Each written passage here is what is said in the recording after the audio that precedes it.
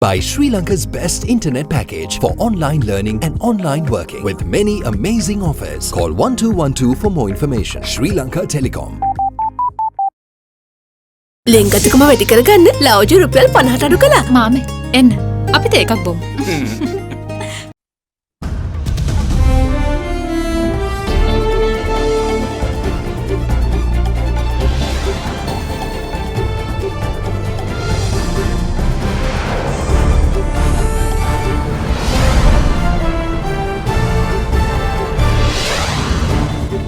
Tonight, not my job. Ex-SIS chief tells Easter Commission his duties were only to share information and not to urge immediate action. No time to rest just yet. Chief epidemiologist Dr. Sudat Samaravira says that the threat posed by illegal immigrants slipping under the net and spreading COVID-19 is very real. Hopes for better times.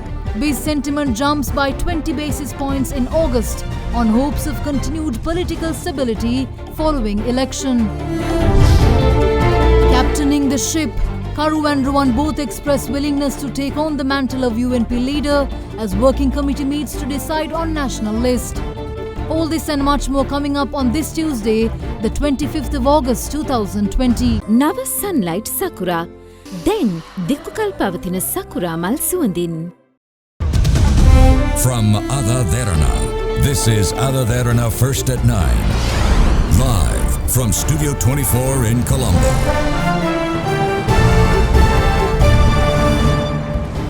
Good evening and welcome to First at 9. I'm Shanella Fernando. Moving on to your top stories for tonight. Former State Intelligence Service Director Senior DIG Nilantha Jayawardena told the Presidential Commission of Inquiry investigating the Easter attacks that despite clear information on the whereabouts of Zaharan Hashim, he didn't push for a combined operation to arrest him because his duties were simply to disseminate information to the relevant authorities. He made the statement when questioned as to why he did not urge authorities to declare a state of emergency and seek the arrest of Zaharan Hashim with the assistance of army following the dry run motorcycle explosion in Katangudi on 17th of April. The Presidential Commission of Inquiry investigating the Easter Sunday attacks continued its questioning of former State Intelligence Service Director Senior DIG Nilantha Jayawardena yesterday. The former State Intel Chief was questioned over a data report that showed numerous phone conversations held between himself and former President Maithripala Sirisena between the 4th of April 2019, the day the foreign intel warning was received, and the 21st of April, the day of the attacks. According to the report, a total of 9 phone calls were made during the 5th and 20th April period from the ex-SIS chief's phone numbers to the official residence of the President at the time, situated at Paget Road, Colombo. The Commission's chairman questioned the witness as to whether he made another phone call to the President on 21st April 2019, the day of the attacks. The witness responded that although he had made such calls to the Paget Road residence, the telecommunications unit stationed there had only patched him through to the President on few occasions. The Commission chairman then questioned the witness whether he had received 4 phone calls from the President's Paget Road residence between 4th and 15th April 2019. The witness replied that he may have received such phone calls during that time. Following this, the Commission's chairman then asked the witness whether he had informed the President of the threat after having received foreign intel warnings on 4th April, given that evidence shows that he had the opportunity to do so on many occasions. To this question, the former State Intelligence Director replied, no. The witness added that as the initial warning received on 4th April was considered preliminary information, he didn't inform the President of it. However, after verifying the information, he did inform the National Intelligence Chief on 7th April. Further, the witness told the Commission that he would have had the opportunity to inform the President if the National Security Council met on 15th or 16th April. In conclusion, following the end of his testimony, the witness added, quote, "I am not protecting anyone," unquote. In response, the Commission's chairman told him, quote, "We never stated that you were protecting anyone," unquote. The witness stated in response, quote, "But some say that I am," unquote. Following this, the attorney representing former National Intelligence Service Director Sisira Mendes began his cross-examination of the witness by asking him if he had been informed by a State Intelligence Service Deputy Director that Mavanella Buddha statue vandalism suspects Zaharan Hashim and Shahid were in hiding in the Oliville area in Akrepattu. In response, the witness stated that he had indeed been provided with this information. The attorney then asked the witness why he had mentioned this piece of clear intelligence information as just information when he referred it to IGP Pujit Jayasundara at the time. The witness responded that regardless of the terminology or opinions, the important thing must be that such information had in fact been distributed to the relevant individuals. Following this, the Commission's chairman told the witness that in this case, he must be more careful with the words being uttered during any further testimony to the Commission. Continuing his cross-examination, the attorney for Cicero Mendes asked the witness whether he at any point requested the authorities to call for a state of emergency and seek the arrest of Zaran Hashim with the assistance of the armed forces following the dry run in Kathankudi, where a motorcycle was detonated on 17th April. The witness responded that it was only his duty to study the information he received, translate it and disseminate it to the responsible authorities, adding that the implementation of the state of emergency was the decision to be taken by the Ministry of Defence. Enjoy a very smooth shave with the Bic Easy 2 razor. Bic Easy 2. Chief Epidemiologist of the Epidemiology Unit, Dr. Sudat Samaravira, says that the threat from illegal migrants from India slipping under the radar and causing community spread of COVID-19 remains a very real threat, despite steps taken to curb and detect illegal arrivals. Meanwhile, Sri Lanka's active cases reduced further after 5 more patients were discharged. The total number of COVID-19 recoveries in Sri Lanka increased up to 2,816, with 5 more people recovering and subsequently discharged from hospitals. This latest development brings the country's active COVID-19 cases to 143.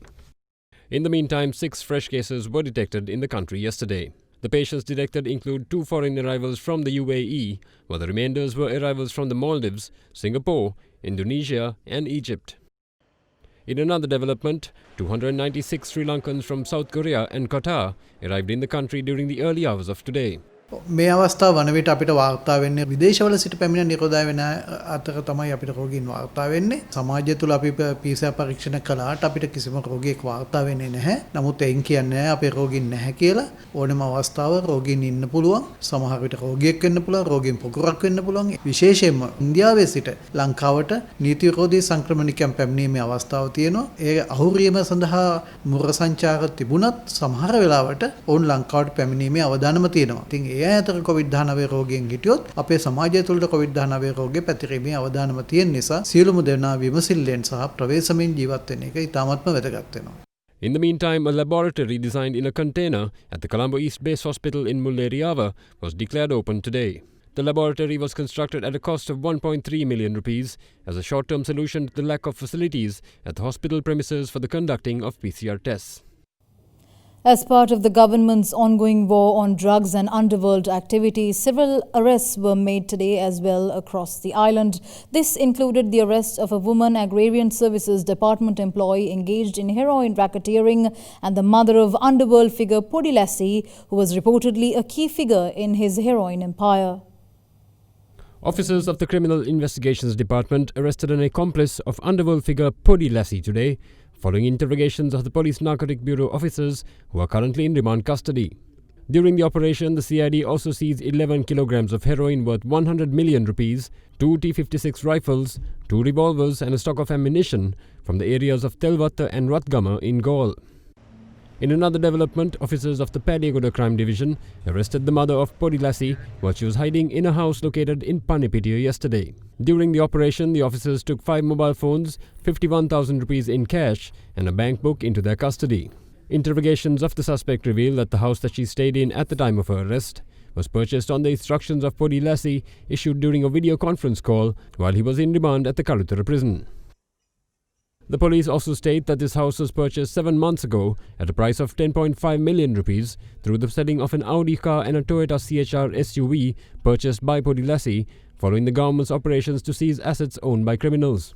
Further investigations have revealed that the arrested suspect was involved in most of the crimes committed by Podi Lassie. Meanwhile, officers of the Devila police station arrested a woman employee of the Department of Agrarian Services on charges of drug racketeering in Borlaskamo this morning. It was revealed that the arrested suspect is a close relation of drug racketeer Mervyn Jana. The police also revealed that a sum of 142 million rupees had been circulated through 5 bank accounts operated by her in the past 3 years. It was also revealed that the suspect had been engaged in operating drug rackets in Borlaskamo, Ratmalana and Dehiwala. Police say that the arrested suspect had operated the drug rackets by herself following the arrest of Berwin Jana. Police also seized 228,672 rupees that was found in her bank accounts. Also taken into custody was a vehicle belonging to the suspect. In the meantime, Commissioner General of Prisons Tushara Upuldeniya says that developments being carried out at specific prisons across the country will ensure that all criminal threats inside prisons will be stopped. He made these comments during an interview on an AdaDerana program. සෑහෙන දුරට සහතිකයක් ලබා දෙන්න පුළුවන් අපිට තවත් බූස්ස බන්ධනාගාරය සහ උණු කොළකලස බන්ධනාගාරය යම් යම් වැඩි දියුණු කිරීම සිද්ධ කරනවා ඉදිරි මාස දෙක තුල එහෙම සිදු කරපුවාම මේ ප්‍රශ්නේ සම්පූර්ණයෙන් 100%ක් නවත්ත ගන්න පුළුවන් වෙයි කියලා මම හිතනවා. අපි දන්නවා මේ ජාවාරම් කරුව මේ ලංකාවේ මේ බිස්නස් කරපු අය නෙමෙයි මේගොල්ලෝ ජාත්‍යන්තර වශයෙන් මධ්‍යවර්ති ජාලේ ඉන්න අය. එතකොට අපි දැන් ඔබ දන්නවා දැන් බන්ධනාගාරේ ජෑමස් අයි කරලා තියෙනවා. එතකොට ඒගොල්ලෝ ජෑමස් වලින් ඒ ෆ්‍රීකවන්සි ඉක්මවලා හරි ඒකට යටින් හරි ෆ්‍රීකවන්සි එකක් හොයාගෙන ජංගම දුරකථන භාවිතා කරන්න තරම් ඒගොල්ලෝ සූක්ෂමයි. ඉතින් අපි මේ ඉතාමත් සූක්ෂම කණ්ඩායමක් එක්ක වැඩ කරන්නේ ඒ වගේම ජාත්‍යන්තර බිස්නස් කරපු අයත් එක්ක තමයි අපි මේ වැඩ කරන්නේ. President Gotabaya Rajapaksa has suggested a number of proposals to increase agricultural yields in order to build a strong local economy. He called on relevant agrarian officials to address the issue of delayed recruitments for the Department of Agriculture in the last 8 years and advised officials to devise a proper strategy to boost the industry. The head of state made these remarks during a discussion with agricultural officials at the Presidential Secretariat yesterday. The discussion chaired by President Gotabaya Rajapaksa yesterday was attended by the ministers in charge of agriculture and accompanied by agriculture officers, representatives of agrarian unions and agribusiness institutions. The focus of the discussion was to review future plans of the State Ministry of Paddy and Grains, organic food, vegetables, fruits, chilies, onion and potato cultivation promotion, seed production and advanced technology agriculture. During the discussion, President Gotabaya Rajapaksa stated that it is high time to increase agro-harvests in order to strengthen the local economy. The head of state also highlighted the need to focus on seed and sapling production, usage of fertilizer, research targeting innovation in the agro-field, storage and transportation, and overcome challenges in order to achieve the set targets in the next 2 years. The head of the Presidential Task Force for Economic Revival, Basil Rajapaksa, stated that local production could be increased via distribution of hybrid seeds and saplings developed using new technology, adding that they could minimize the importation of potatoes by encouraging consumers towards consumption of substitutes. He also noted that maize production next year will reach self-sufficient levels. Meanwhile, measures to be taken to minimize damage caused during storage and transportation were also discussed at length. Due to recruitments to the Department of Agriculture not being made in the last 8 years, the President advised officials to fill the vacancies and devise a proper strategy to boost the industry. More news on the other side of this break. Stay tuned. Ceylon Bank, the bank with a heart.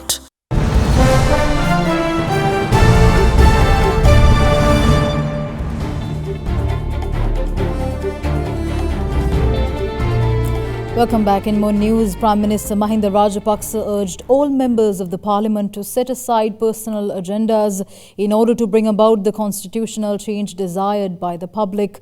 The Premier made this request while delivering the keynote address at today's workshop, worked off for the new members of the parliament. A 2-day workshop for all new members of the new parliament was worked off at the parliament premises today. Prime Minister Mahinda Rajapaksa, Speaker Mahinda Yapabewardena, Leader of the House Dinesh Gunawardena and Chief Opposition Whip Lakshman Kiriyalla were also present at the inauguration of the workshop. 81 first-time parliamentarians were selected to the parliament this time, and they will be briefed on the functions of parliament, its traditions and standing orders. අපි බලන්න ඕන මේ වතාවේ ජනතාව ඡන්ද දුන්නේ කාටද කියලා. මේ වතාවේ අගමැති වුණත් පක්ෂ නායකයා වුණත් රටට වැඩක් කරන්නේ නැත්නම් යාව ගෙදර යවන්න ජනතාව පසුබට උනේ නැහැ. ඉතින් මහා පණිවුඩයක් අපි ඔක්කොටම දීලා තියෙනවා. දේශපාලන පරපුරකින් පවතාවත් වැඩක් නැත්නම් වැඩ බැරි නම් ගෙදර යවුවා. ඒ විතරක් නෙවෙයි උගත්කමට විතරක් මේ රටේ ජනතාව ඡන්දය දුන්නා කියලා හිතන්නත් බෑ. ඔය සමහර වෙලාවට කියනවා අපි උගත් වියතුන් ඒ උගත්කම වගේම රටට ආදරේ නම් වැඩ කරන්න පුළුවන් නම් පමණයි මේ රටේ ජනතාව ඡන්දය දෙන්නේ. වරායද ගුවන් සේවාවද මැටිද සියඹලාද කියලා බලන්නේ නැතුව හැමදේම එක හා සමානව සලකලා ඒවා රටේ වැඩ හැටියට සලකලා වැඩ කරන්න ඕනේ කියලා අපි විශ්වාස කරන්නේ. දැන් බලාපොරොත්තු වෙනවා පාර්ලිමේන්තුවට ආපු ගමන් ඇමතිකම. එක්ක නියෝජ්‍ය ඇමතිකමක්වත් ඕන කියලා මාත් එක්ක සමහර අය ඇවිල්ලා කතා කරලා තියෙනවා. නෑ සර් මේ රටට වැඩ කරන්න පුළුවන් එකක් දෙන්න පුළුවන්ද කියලා. ඒක හොඳයි. හැබැයි නමුත් ජනතාව හේතුවන්නේ ඇමතිවරයෙක් කතා ගන්න නෙවෙයි. ඕන කරන්නේ മന്ത്രി කෙනෙක් හදන්න. තමන්ගේ වැඩ කරන හොඳ മന്ത്രിවරයෙක්. මොන බල සම්පන්න ඇමතිකම තිබුණත් තමන්ගේ മന്ത്രിකම හරියට නොකළොත් ජනතාව පසුබට වෙන්නේ නැහැ වගේ දරයක්. ඒ වගේම මතක තියාගන්න ඇමතිකමක් නැතුව ආණ්ඩුවේ ඉන්න බැරි මිනිහට කවදාවත් විපක්ෂීය දේශපාලනය කරන්නත් බෑ.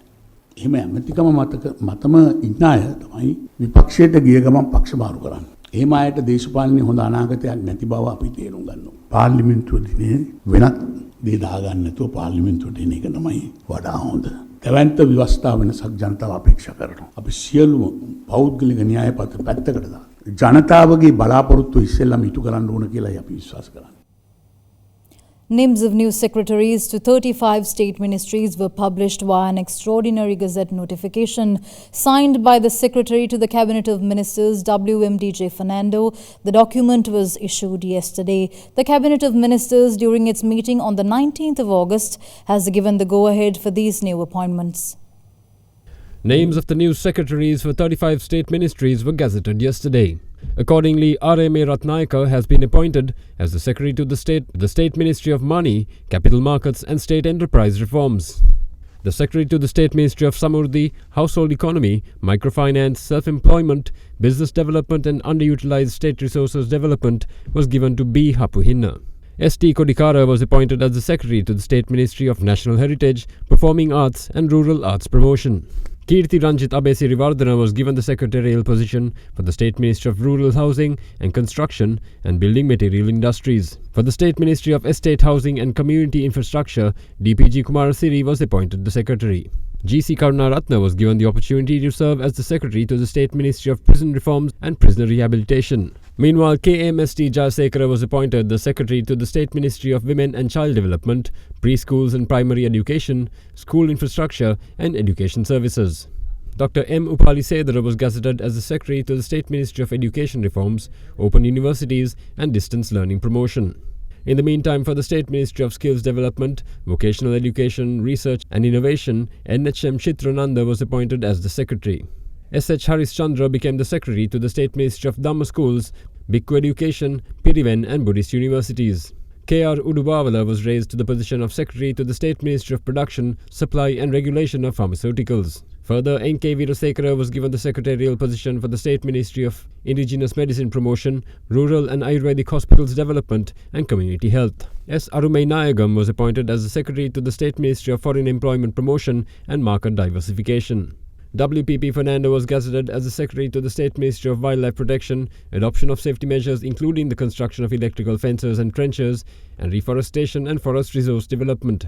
For the State Ministry of Paddy and Grains, Organic Food, Vegetables, Fruits, Chilies, Onions and Potato Cultivation Promotion, Seed Production and Advanced Technology Agriculture, LLA Vijay Siri was appointed to the position of Secretary. M.N. Ranasinghe became the Secretary to the State Ministry of Production and Supply of Fertilizer and Regulation of Chemical Fertilizer and Insecticide Use, while S. Senanayaka became Secretary to the State Ministry of Livestock, Farm Promotion and Dairy and Egg-related Industries. What's more, W.B. Palugas Veva was given the position to serve the State Ministry of Canals and Common Infrastructure Development in settlements in Mahavali zones. D.D. Aryaratna became the Secretary to the State Ministry of Tanks, Reservoirs and Irrigation Development related to rural paddy fields. S.D.A.B. Borrelassa was gazetted as the Secretary to the State Ministry of Land Management, State Enterprises Land and Property Development. Jayanta Chandrasoma was appointed to the State Ministry of Ornamental Fish, Inland Fish and Prawn Farming, Fisheries Harbour Development, Multi-Day Fishing Activities and Fish Exports. To the State Ministry of Company Estate Reforms, Tea Estate-related Crops, Tea Factory Modernisation and Tea Export Promotion, J.M. Tilakratnabanda was appointed the Secretary. Tissa Hevavitana holds the secretarial position for the State Ministry of Coconut Kitul, Palmyra and Rubber Cultivation Promotion and related industrial product manufacturing and export diversification. DLPR AdaDerana was appointed the Secretary to the State Ministry of Development of Minor Crops, including sugarcane, maize, cashew, pepper, cinnamon, cloves, beetle-related industries and export promotion. S.G. Vijay Bandhu was gazetted as the Secretary to the State Ministry of Rural and Divisional Drinking Water Supply Projects Development. Also for the State Ministry of Solar Power, Wind and Hydropower Generation Projects Development, KHDK Samarkoon was appointed to the position. As the Secretary to the State Ministry of Warehouse Facilities, Container Yards, Port Supply Facilities and Boats and Shipping Industry Development. Professor Ranjit Dissanayaka meanwhile became the Secretary to the State Ministry of Rural Roads and Other Infrastructure, while LKD Alvis was appointed to the State Ministry of Vehicle Regulation, Bus Transport Services and Train Compartments and Motorcar Industry. In the meantime, KH Ravindra Samaravikrama was given to hold the secretarial position for the State Ministry of Rural and School Sports Infrastructure Development. M. Devasurendra will head the State Ministry of Aviation and Export Zones Development as the Secretary. KDS Ruvan Chandra will take the seat as the Secretary to State Ministry of Cooperative Services, Marketing Development and Consumer Protection, while R. Sunetra Gunawardena will take charge as the Secretary to the State Ministry of Batik, Handloom and Local Apparel Products. MABV Bandar Naika will assume duties as the Secretary to the State Ministry of Cane, Brass, Pottery, Clay Products and Rural Industry Promotion, while A. Sena Naika was appointed as the Secretary to the State Ministry of Postal Services and Professional Development of Journalists. Contrasting accounts are still being expressed over the alleged abduction of former Our Power of People Party General Secretary Venerable Vedinigama Vimalatissa Thera, with Venerable Athurali Ratana Thera being accused of carrying out the abduction. Venerable Professor Hunupolagama Vajrasiri Thera, a former teacher of the missing Thera, insisted that the Thera is safe and well and will come out into public eye at the opportune time. A media briefing was held today by the Coordinating Secretary to Venerable Vedinigama Vimalatissa Thera, Venerable Hunupitiya Chandrasiri Thera, who continues to accuse Venerable Athuraliya Ratana Thera of having abducted the former OPPP General Secretary. Athuraliya Ratana Hamduru තමයි උන්වහන්සේව රඳවගෙන ඉන්නේ. අපට ආරංචි හැටියට මේ වන විට උන්වහන්සේගේ ලබා දීපු මේ മന്ത്രി ධූරය සඳහා ඒ පත් කිරීම ඉල්ලා ආස් කරගෙන තිනවා බලෙන්. ඒ වෙනුවට රතන හාමුදුරුවන්ගේ නම යෝජනා කරගෙන තිබෙනවා. අනිත් එක රතන හාමුදුරුවන්ට කෙනෙක්ව බලෙන් මෙහෙම රඳවාගෙන තබාගෙන ඉන්න තියෙන අයිතිය මොකක්ද? පොලිස්පතිවරයාට කියනවා වහාම ක්‍රියාත්මක වෙලා අතුලේ රතන හාමුදුරුව අත්අඩංගුවට ගන්න. පැහැර ගැනීමට නියෝජ්‍ය පොලිස්පතිවරයෙක්ගේ සිට මූලස්ථාන පොලිස් පරීක්ෂකවරයෙක්, ඒ වගේම ස්ථානාධිපතිවරයෙක්, පොලිස් කොස්තාපල්වරු, ඒ වගේම MSD නිලධාරීන් සම්බන්ධ වෙලා තියෙනවා. අපි රතන හාමුදුරුවන්ට කියන්නේ තක්කඩි විදියට මේ മന്ത്രി ධූරය පැහැර ගන්න අපි කිසිසේත්ම ඉඩ දෙන්නේ නැහැ කියලා වගකීමෙන් කියනවා. ඒ කියන්නේ මේ රතන ස්වාමීන් වහන්සේ යටතේ ඉන්න ආරක්ෂක නිලධාරීන්මද එතකොට මේ පැහැර ගැනීම සිදු උන්වහන්සේගේ ප්‍රභු ආරක්ෂක නිලධාරීන් දෙදෙනෙක් සම්බන්ධයි. However, Venerable Professor Hunupolagama Vajrasiri Thera, a former teacher of the missing Thera, insisted that the Thera is safe and well and will come out into the public eye at the opportune time. ඊයේ රාත්‍රියේ මට උන්වහන්සේ හමු වුණා. කලින් ප්‍රදේශයේදී එනිසා මම හැම දිනකටම කියන්න කැමති වෙනවා විමර්ශිත හාමුදුරුවෝ හංගපු කෙනෙක් නෑ. ඥානසාර හාමුදුරුවෝ හරි රතන හාමුදුරුවෝ හරි සමන් මහත්මයා හරි මේ කිසි කෙනෙක් උන්වහන්සේ හංගවල නැහැ. උන්වහන්සේ හොඳින් ඉන්න බවට මම උන්වහන්සේගේ ගුරුවරයා වශයෙන් මම හැමදෙනාටම මේ වෙලාවේ ප්‍රකාශ කරනවා. නමුත් උන්වහන්සේ කියනවා උන්වහන්සේගේ ආරක්ෂාව පිණිස ධම්ම එළියට එන්න බෑ, ළඟදීම එළියට එනවා කියලා. In the meantime, the Satkorala Urumia organization held a media briefing today where they urged the two parties to resolve the issues in a peaceful manner without involving the Buddhist faith. තමන් වහන්සේලා නිහඬව කරගත යුතු වැඩේ බෙදාගත යුතු മന്ത്രി ධූරය කිසි ලෙසකවත් හසුරවාගත යුතු නැහැ. සමාජ ප්‍රශ්නයක් බවට පත් වෙන්න. ඒක තමන්ට පුළුවන් හැටියට විසඳ ගන්න බැරි නම් කරුණා කරලා ශාසනය මේකට මැදි කරන්නේ නැතිව අයින් වෙලා යන්න. මේ රටේ හාමුදුරුවෝ එතන හිටියනම් ඒ පක්ෂය ඔයිට වැඩිය බලයක් ලබා ගන්නවා. The issue of the future leadership of the United National Party has now seen two names featuring, namely former Speaker Karu Jayasuriya and former UNP MP Ruwan Vijayawardena, who have both expressed willingness to take on the mantle. The UNP Working Committee met today for discussions both on the leadership issue as well as the nominee for the single national list seat in Parliament. A working committee meeting of the United National Party was held this afternoon at the Sirikota party headquarters under the patronage of party leader Ranil Wickramasinghe. During the meeting, discussions were held on the national list seat received by the party from the general election, since no one has been appointed to it so far. Furthermore, discussions were also held with regard to a letter sent by former Speaker Karu Jayasuriya to the UNP leader yesterday, expressing his readiness to accept the challenge of the UNP leadership. In the meantime, several parties commented on the crisis faced by the United National Party.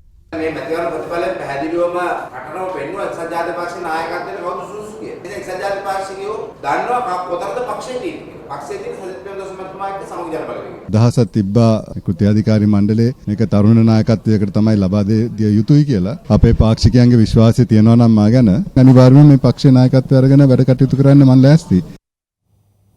We'll return after this short commercial break. Stay tuned.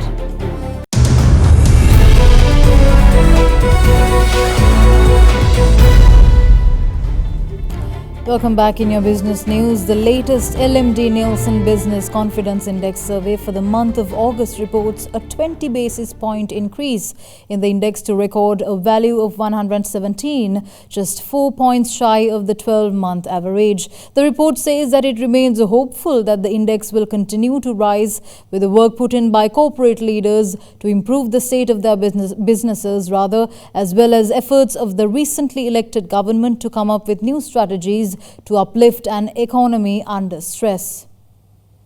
The latest LMD Nielsen Business Confidence Index survey conducted in the first week of August reflects a visible improvement in sentiment and a sense of cautious optimism in terms of corporate interests. The index recorded a 20 basis point increase from the previous month to 117, only 4 points shy of the average in the last 12 months in August, which Nielsen's Director of Consumer Insights, AdaDerana, describes as not remarkable, but nonetheless a good achievement for the BCI that performed dismally at the height of the COVID-19 crisis. AdaDerana says that although the presidential election held in November last year brought about a phenomenal jump in the BCI, as well as the Consumer Confidence Index whereby both indices recorded 5-year highs, the recent general election didn't command such a remarkable improvement.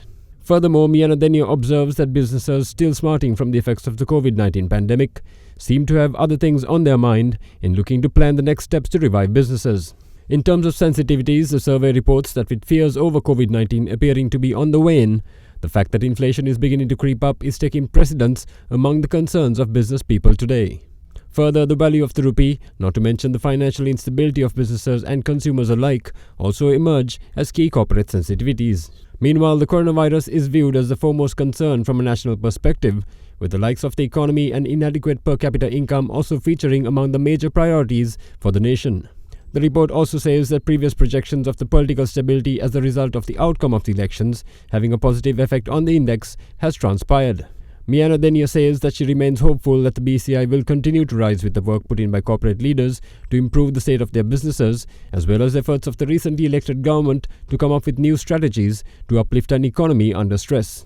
However, she adds that the other side of the coin will be how corporates view the new regime's handling of matters of the constitution and indeed their take of cabinet and other key portfolio announcements. Sri Lankan shares snapped a 5-session rally today, pulled down by losses in financial and industrial stocks. The old share price index ended 0.4% lower at 5,363.21. Trading volume on the CSE old share index rose to 63.9 million from 63.3 million in the previous session. Here's a brief report on today's market performance. The stock market today lost grip on the 5-day winning streak as the market dipped today by about 23 points, while the S&P SL20 also dipped by around 19 points. Overall dip of the market comes with some profit taking, where we saw a significant amount of retail activity over the past few days. So with that, with the selling pressure coming in, most of the counters that were very active over the last few days saw lots of selling pressure. Mainly, we saw selling pressure coming in John Keys Holdings, LOLC, Browns Investments, to name some of the counters. So with this selling pressure, overall market dipped. However, we saw some bargain hunters also coming in later during the day. Despite the dip in the market, turnover levels were quite healthy as the turnover exceeded 2 billion rupees today as well. So with that, we saw some institutional and high net worth activity as well, including some large amount of foreign activity during the day. With that, we wrap up tonight's edition of First at 9. Thank you for joining. I'm Shanella Fernando. Good night.